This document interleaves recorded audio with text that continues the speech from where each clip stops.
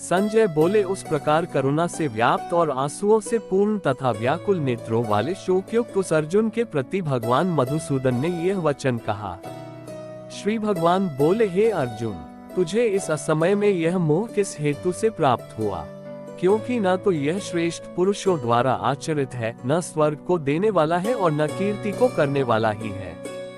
इसलिए हे अर्जुन, नपुंसकता को मत प्राप्त हो, तुझमें यह उचित नहीं जान पड़ती। हे परंतप, हृदय की तुच्छ दुर्बलता को त्याग कर युद्ध के लिए खड़ा हो जा। अर्जुन बोले, हे मधुसूदन, मैं रणभूमि में किस प्रकार बाणों से भीष्म पितामह और द्रोणाचार्य के विरुद्ध लड़ूंगा? क्योंकि हे अरिसूदन, वे दोनों ही पूजनीय हैं।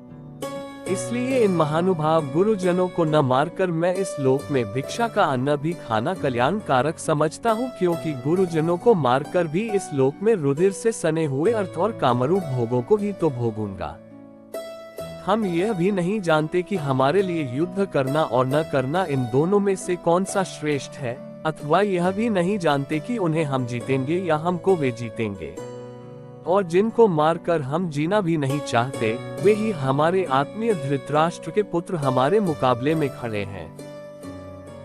इसलिए कायरता रूप दोष से उपहत हुए स्वभाव वाला तथा धर्म के विषय में मोहित चित हुआ मैं आपसे पूछता हूँ कि जो साधन निश्चित कल्याणकारक हो, वह मेरे लिए कहिए, क्योंकि मैं आपका शिष्य हूँ। इसलिए आपके शरण हुए मुझको शिक्षा दीजिए।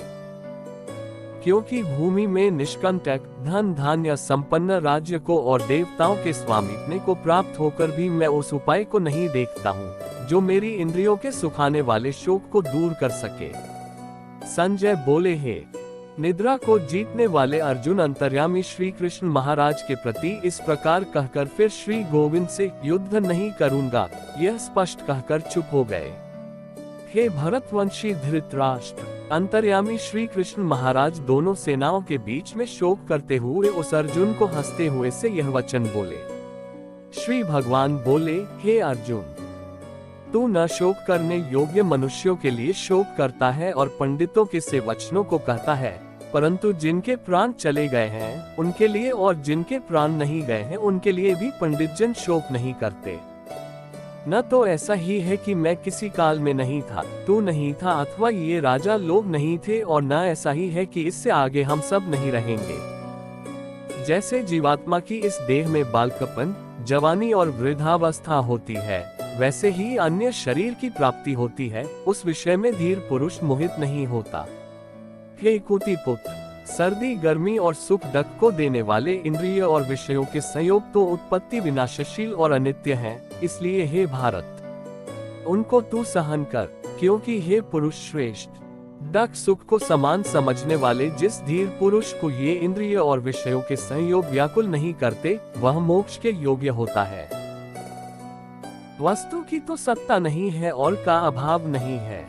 इस प्रकार इन दोनों का ही तत्व तत्वज्ञानी पुरुषों द्वारा देखा गया है।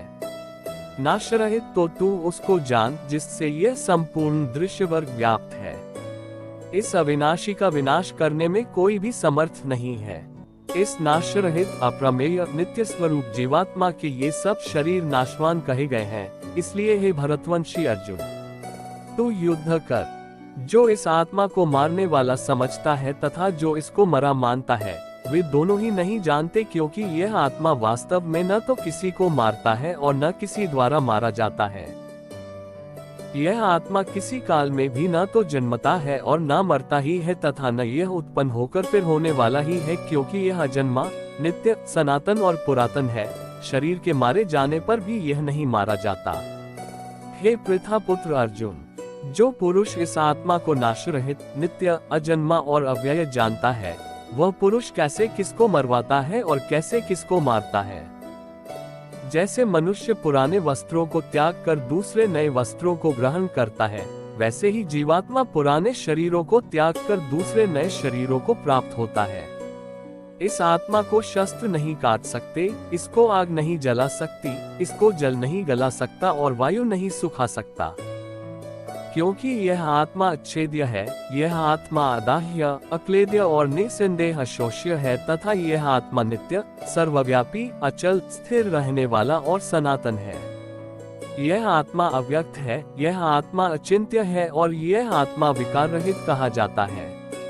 इससे हे अर्जुन, इस आत्मा को उपर्युक्त प्रकार से जानकर तू शोक करने के योग्य नहीं है, तुझे शोक करना उचित नहीं है।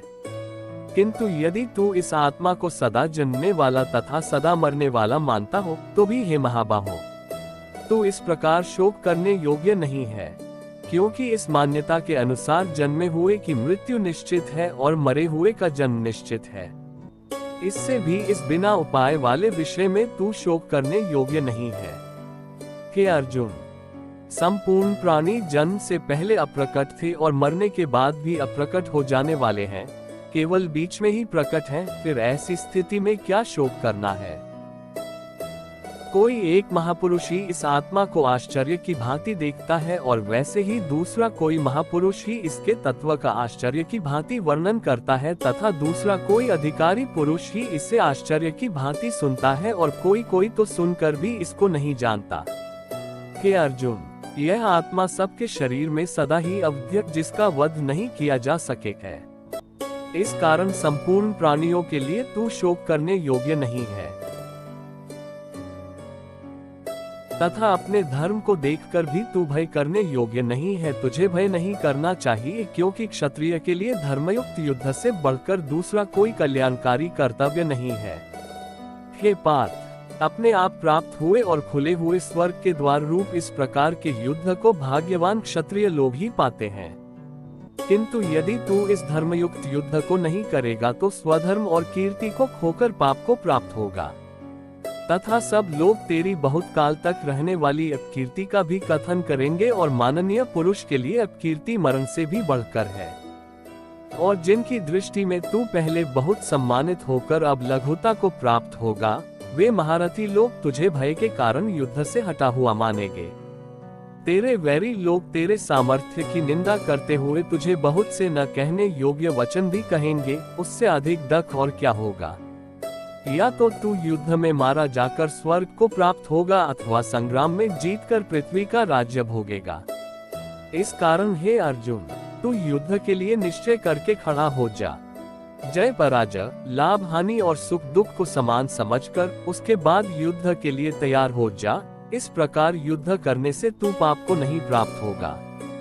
हे पार्थ, यह बुद्धि तेरे लिए ज्ञानयोग के विषय में कही गई और अब तू इसको कर्मयोग के में सुन। जिस बुद्धि से युक्त हुआ तू कर्मों के बंधन को भली भांति त्याग देगा, अर्थात सर्वथा नष्ट कर डालेगा।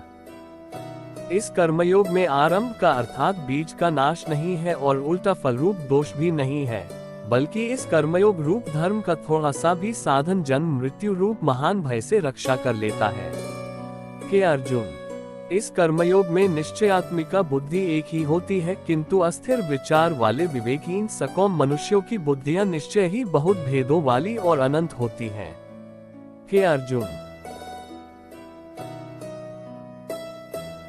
जो भोगों में तन्मय हो रहे हैं, जो कर्मफल के प्रशंसक वेदवाक्यों में ही प्रीति रखते हैं, जिनकी बुद्धि में स्वर्ग ही परम प्राप्य वस्तु है और जो स्वर्ग से बढ़कर दूसरी कोई वस्तु ही नहीं है, ऐसा कहने वाले हैं, वे अविवेकी जन इस प्रकार की जिस पुष्पित दिखाव शोभायुक्त वाणी को कहा करते हैं, जो कि जन्मरूप कर्मफल देने वाली एवं भोग तथा ऐश्वर्य की प्राप्ति के लिए नाना प्रकार की बहुत सी क्रियाओं का वर्णन करने वाली है, उस वाणी द्वारा जिनका चित्त हर लिया गया है, जो भोग और ऐश्वर्य में अत्यंत आसक्त हैं, उन पुरुषों की परमात्मा में निश्चयात्मिका बुद्धि नहीं होती। हे अर्जुन, वेद उपर्युक्त प्रकार से तीनों गुणों के कार्य रूप समस्त भोगों एवं उनके साधनों का प्रतिपादन करने वाले हैं, इसलिए तू उन भोगों एवं उनके साधनों में आसक्तिहीन, हर्ष शोकादि द्वंद्वों से रहित नित्य वस्तु परमात्मा में स्थित योग अप्राप्त की प्राप्ति का नाम योग है। क्षेम प्राप्त वस्तु की रक्षा का नाम क्षेम है। को न चाहने वाला और स्वाधीन अंतःकरण वाला हो, सब ओर से परिपूर्ण जलाशय के प्राप्त हो जाने पर छोटे जलाशय में मनुष्य का जितना प्रयोजन रहता है, ब्रह्म को तत्व से जानने वाले ब्राह्मण का समस्त वेदों में उतना ही प्रयोजन रह जाता है। तेरा कर्म करने में ही अधिकार है, उसके फलों में कभी नहीं। इसलिए तू कर्मों के फल हेतु मत हो तथा तेरी कर्म न करने में भी आसक्ति न हो। हे धनंजय, तू आसक्ति को त्याग कर तथा सिद्धि और असिद्धि में समान बुद्धि वाला होकर योग में स्थित हुआ कर्तव्य कर्मों को कर। समत्व जो कुछ भी कर्म किया जाए उसके पूर्ण होने और न होने में तथा उसके फल में संभाव रहने का नाम समत्व है, ही योग कहलाता है। इस समत्व रूप बुद्धि योग से सकौम कर्म अत्यंत ही निम्न श्रेणी का है। इसलिए हे धनंजय, तू समबुद्धि में ही रक्षा का उपाय ढूंढ बुद्धि योग का ही आश्रय ग्रहण कर, क्योंकि फल के हेतु बनने वाले अत्यंत दीन है।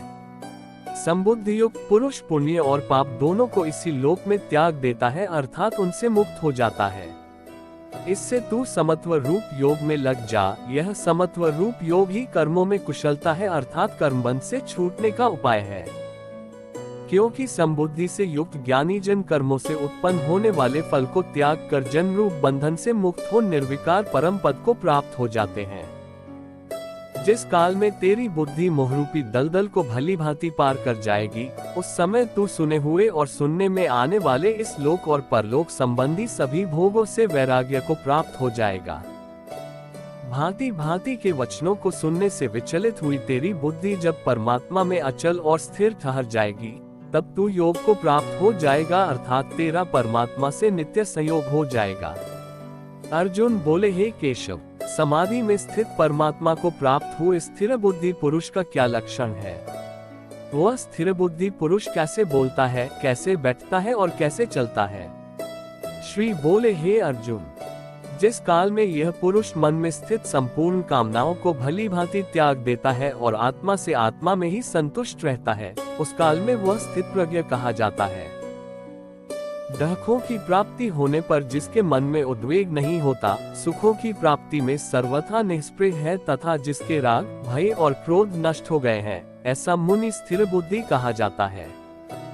जो पुरुष सर्वत्र स्नेहरहित हुआ उस शुभ या अशुभ वस्तु को प्राप्त होकर न प्रसन्न होता है और न द्वेष करता है, उसकी बुद्धि स्थिर है। और कछुआ सब ओर से अपने अंगों को जैसे समेट लेता है, वैसे ही जब यह पुरुष इंद्रियों के विषयों से इंद्रियों को सब प्रकार से हटा लेता है, तब उसकी बुद्धि स्थिर है, ऐसा समझना चाहिए। इंद्रियों द्वारा विषयों को ग्रहण न करने वाले पुरुष के भी केवल विषय तो निवृत्त हो जाते हैं, परंतु उनमें रहने वाली आसक्ति निवृत्त नहीं होती। इस स्थित प्रज्ञ पुरुष की तो आसक्ति भी परमात्मा का साक्षात्कार करके निवृत्त हो जाती है। हे अर्जुन, आसक्ति का नाश न होने के कारण ये प्रमथन स्वभाव वाली इंद्रियां यत्न करते हुए बुद्धिमान पुरुष के मन को भी हर लेती हैं। इसलिए साधक को चाहिए कि वह उन संपूर्ण इंद्रियों को वश में करके समाहित चित हुआ मेरे परायण होकर ध्यान में बैठे, क्योंकि जिस पुरुष की इंद्रियां वश में होती हैं, उसी की बुद्धि स्थिर हो जाती है। विषयों का चिंतन करने वाले पुरुष की उन विषयों में आसक्ति हो जाती है। आसक्ति से उन विषयों की कामना उत्पन्न होती है और कामना में विघ्न पड़ने से क्रोध उत्पन्न होता है। क्रोध से अत्यंत मूढ़ भाव उत्पन्न हो जाता है। मूढ़ भाव से स्मृति में भ्रम हो जाता है। स्मृति में भ्रम हो जाने से बुद्धि अर्थात ज्ञान शक्ति का नाश हो जाता है और बुद्धि का नाश हो जाने से यह पुरुष अपनी स्थिति से गिर जाता है। परंतु अपने अधीन किए हुए अंतःकरण वाला साधक अपने वश में की हुई राग द्वेष रहित इंद्रियों द्वारा विषयों में विचरण करता हुआ अंतःकरण की प्रसन्नता को प्राप्त होता है।